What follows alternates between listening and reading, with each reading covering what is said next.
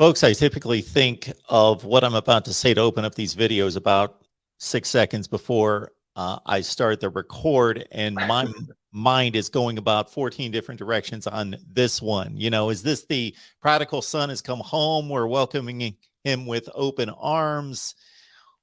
There's a number of directions you can go. And as Michigan football fans, I'm sure your emotions have swung back and forth all over the place in a number of ways. We're going to Justin Rose, we always do, from Blue by 90 podcast. Please check out his work that gets released each and every Monday and Friday when he drops his latest podcast, Blue by 90 podcast with Justin Rose. Justin, how you doing today?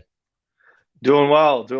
It's been, I'm kind of a member of the media, but I know there are beat reporters that are more into it than I am. But it's been an exhausting week for everybody that's paid attention to Michigan media. So finally, it has come to an end here, and yeah, Jim Harbaugh staying at Michigan. I don't think that if you would have asked me this, 12 hours ago, I would have said, nope, going to the Vikings, done deal. But there was a big time 180 switch here right at the end. Yeah, I was on doing a live stream with another team, started getting text messages and live chat messages that, hey, this is being reported. Boom. I jump to Google. I go straight to the Steve Ballas Wolverine article that then I still held off to see if anybody else would support it or confirm it.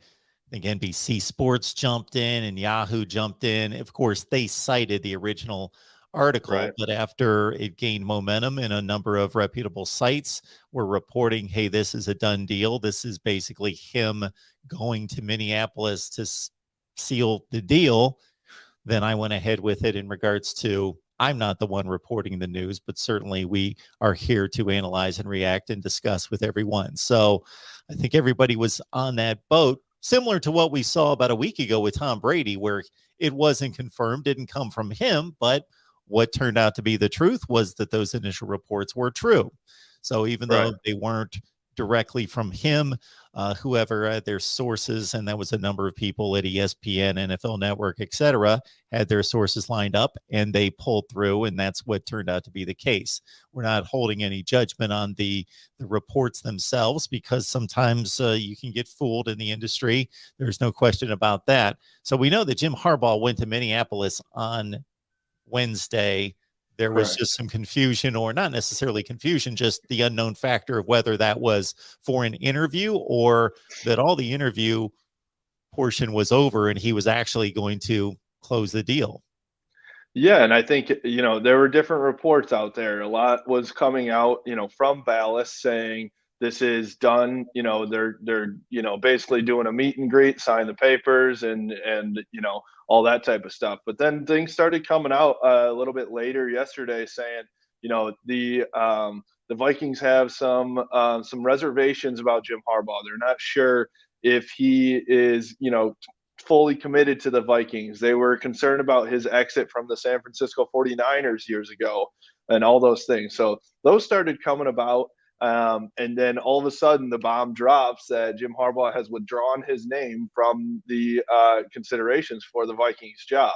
Now, the big question is, did he withdraw his name before he was even possibly offered, or did they say, hey, we aren't going to move forward with you? And then he said, no way, I'm withdrawing first, that type of a thing. I don't think there's a confirmed report either way on how that went down. My guess would be that it was probably a little bit of both.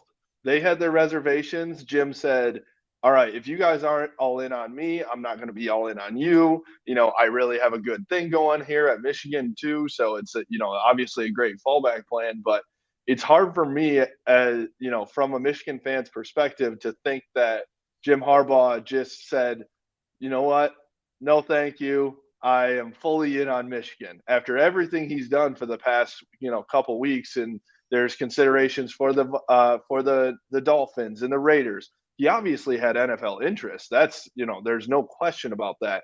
So I don't think at the last hour he just, magically decided, nope, I love Michigan so much, I'm going back to him.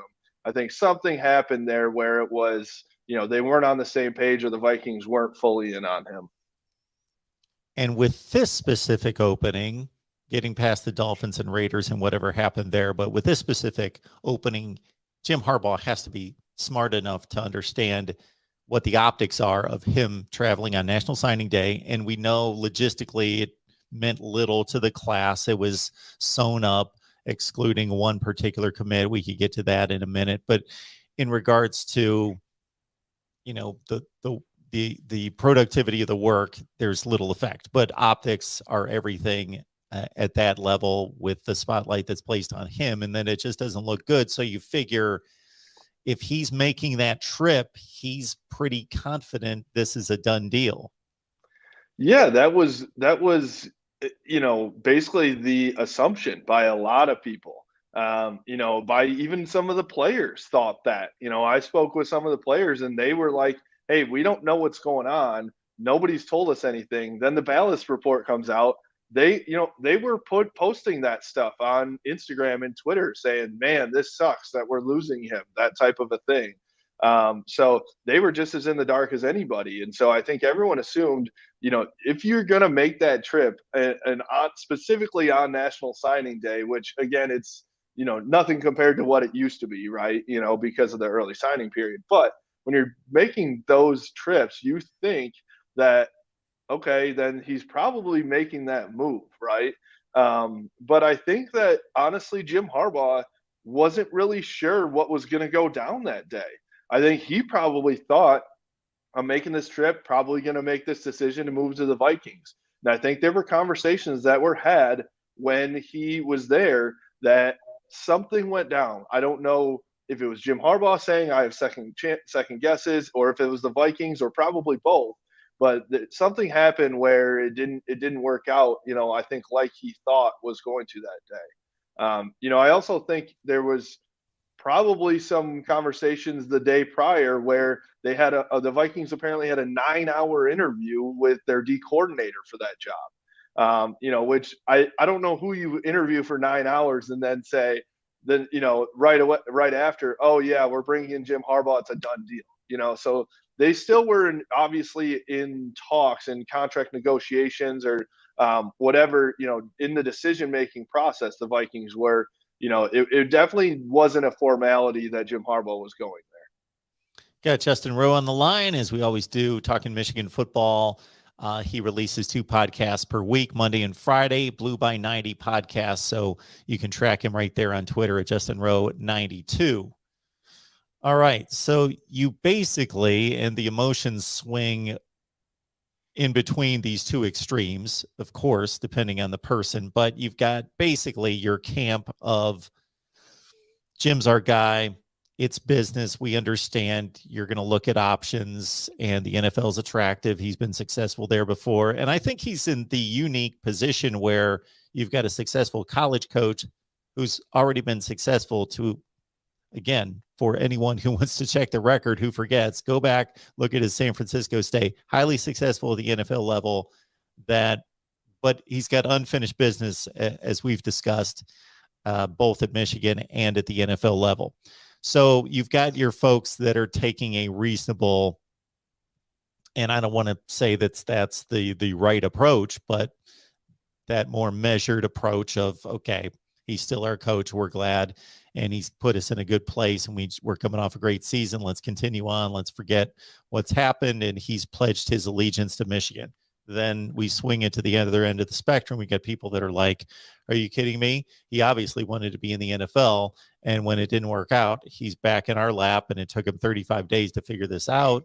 We could have hired somebody else." Go down the list: Dave Aranda, Bill O'Brien, Matt Rule, on down the list. And why did we keep him in when we're the leftovers? And to be honest, Mark, I can see both sides, right? Yeah. I truly do. I think both can be true.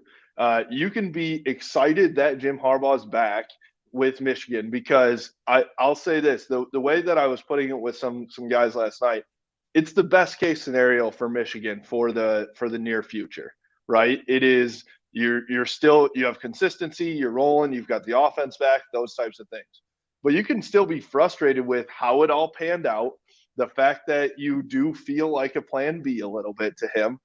Both of those things can be true. So, also, Mark, we know this: Michigan fans can be very irrational at times, and so you think about it. 2020, it's fire Harbaugh for sure. Get rid of him. He's done nothing for us. 2021, wins the Big Ten championship, beats Ohio State. He's the king. We want him forever. Not a month later, it's get rid of him. He doesn't want to be here. He's in the NFL. Now again, it's all right. He's back. He's all in. It is that back and forth. And so I think there are a bunch of fans that are on both ends of the spectrum. But I think both can be true. Like I said, so that was my take. Is I'm glad to have him back. I think it is the best case scenario for Michigan, where they're in the best spot to win in 2022 with Jim Harbaugh at the helm, right? If it's somebody else, then who knows who's transferring, what coaches are there, who's the quarterback, even all those types of things. So you're with Jim Harbaugh at the helm in 2022. That's their best case for winning. But I was still very frustrated with the process of it. Did take 35 days.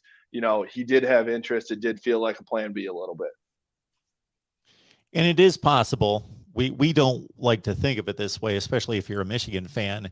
It is possible to have interest in multiple jobs, multiple relationships, whatever is going on in your life, depending on how you've gotten into that situation. It is possible to be torn. Totally. I mean, think about it. He's 58.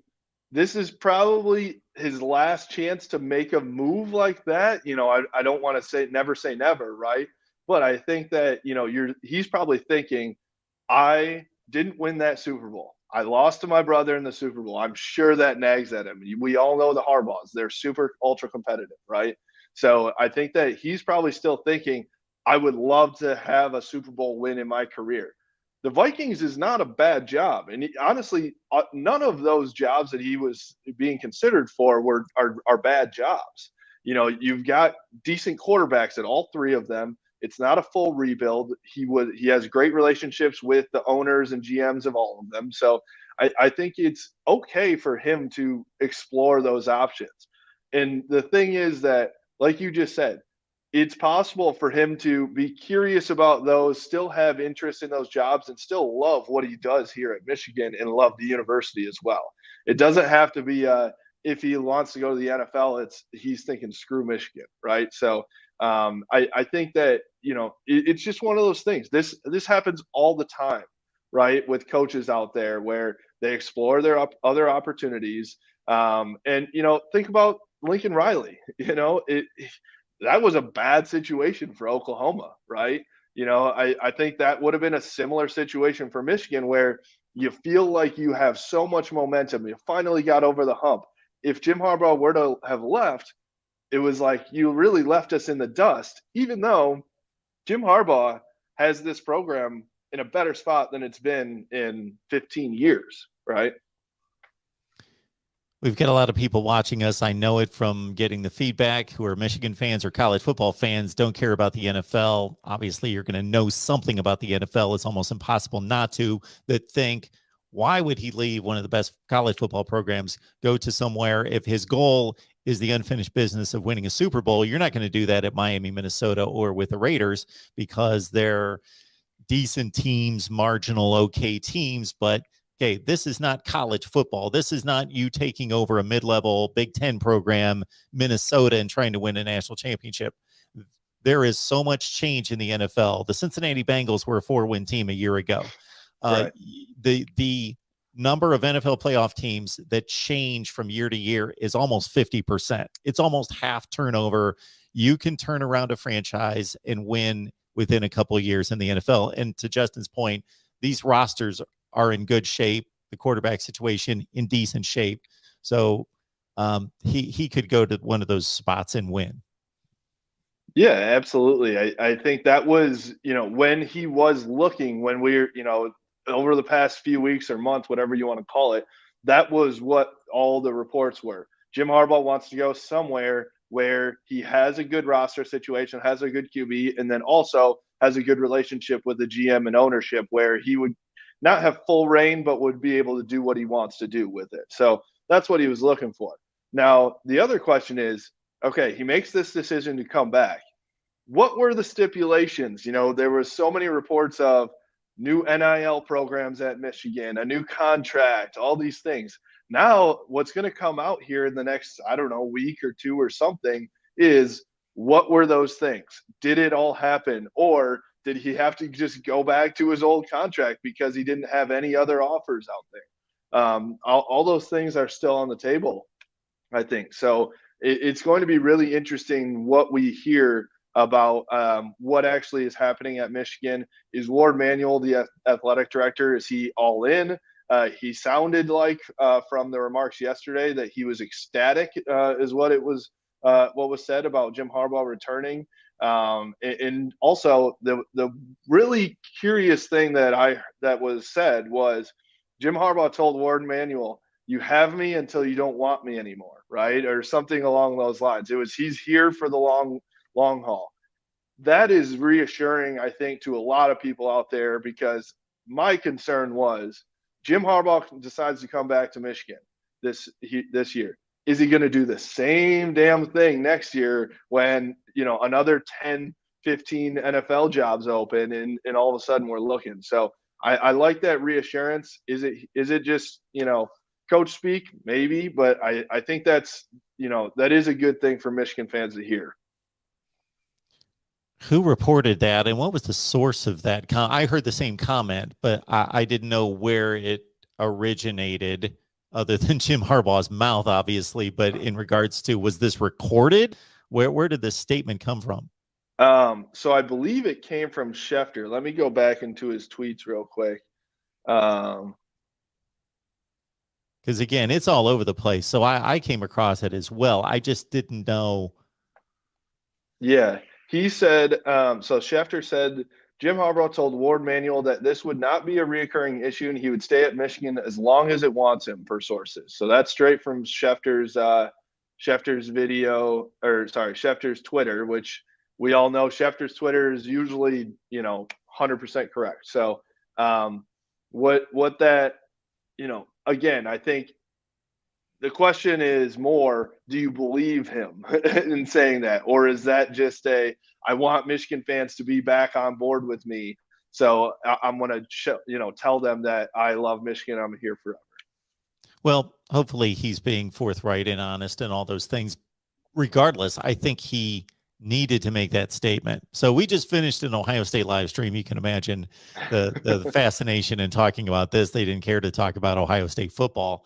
But anyway, it was this is what people wanted to talk about in the chat. And of course, a lot of people were making comments that have a thread of reason or make sense, but are obviously the most negative comments. Things like, how can anybody look at Jim Harbaugh in the eye, or him look at them in the eye walking into the football facility because of what he wanted, didn't get, and then this is the fallback.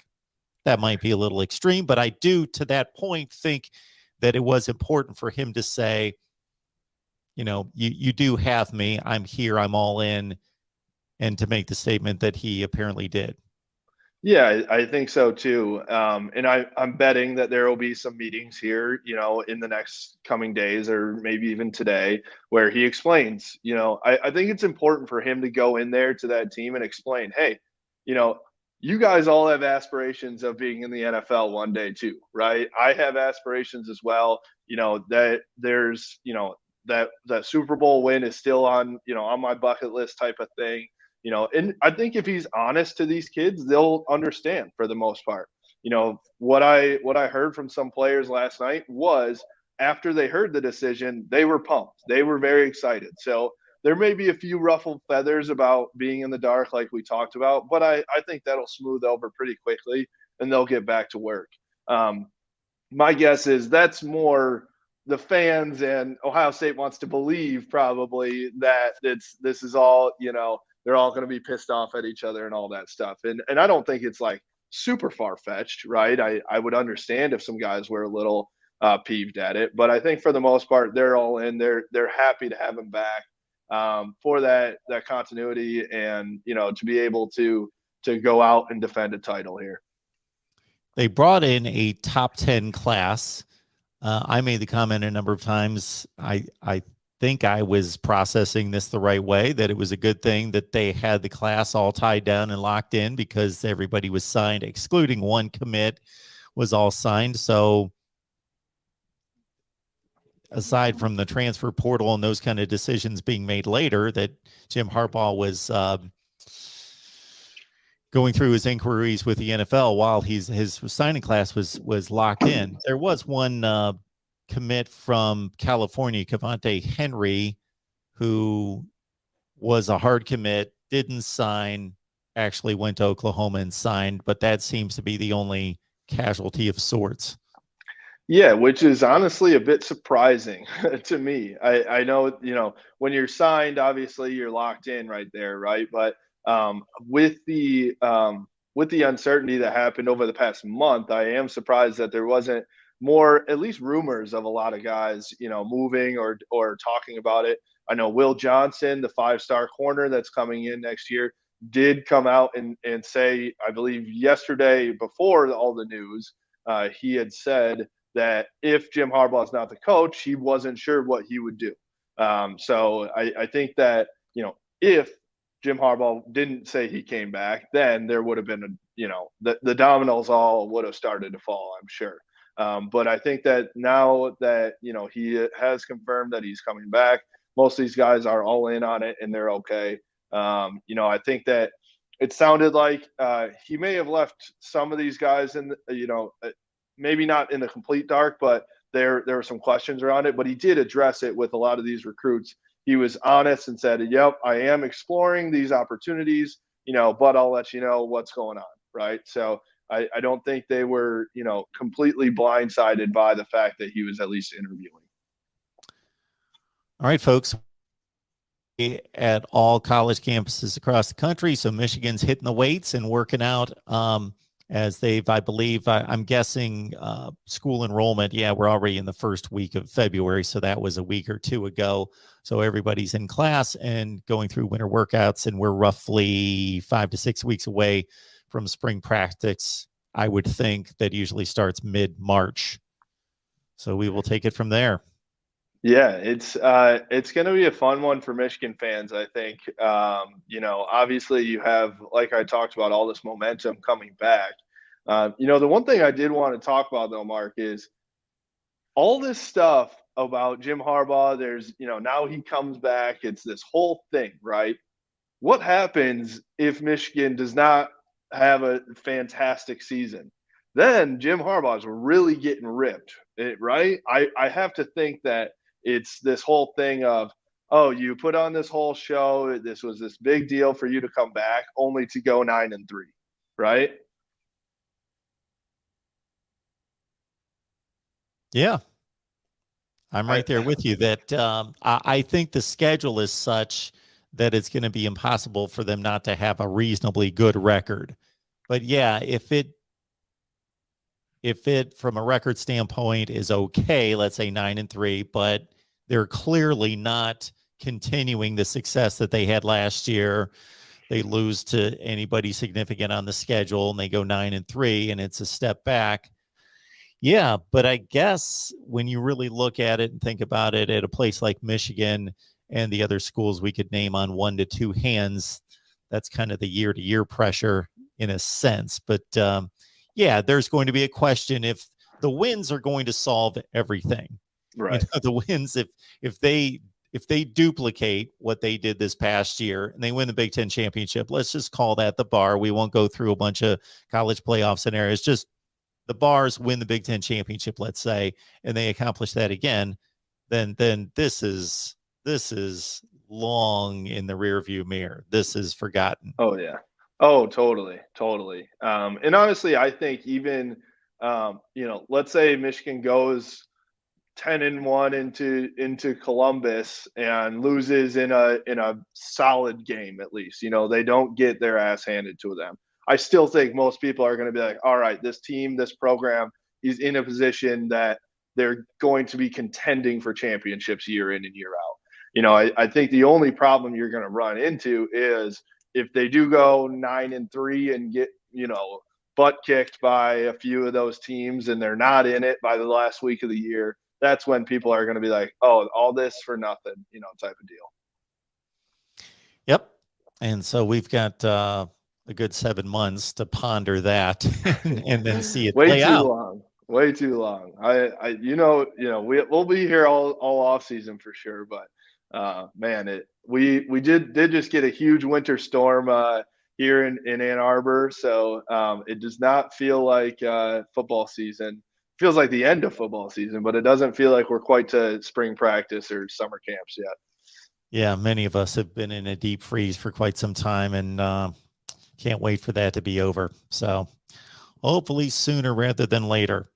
Justin, appreciate you stopping by. Everybody check out Justin's podcast, Blue by 90, released every Monday and Friday. Track him on Twitter at JustinRowe92. Justin, we appreciate you breaking things down. Never a dull moment. And never a dull moment here in Ann Arbor. Absolutely. Thanks for having me, Mark.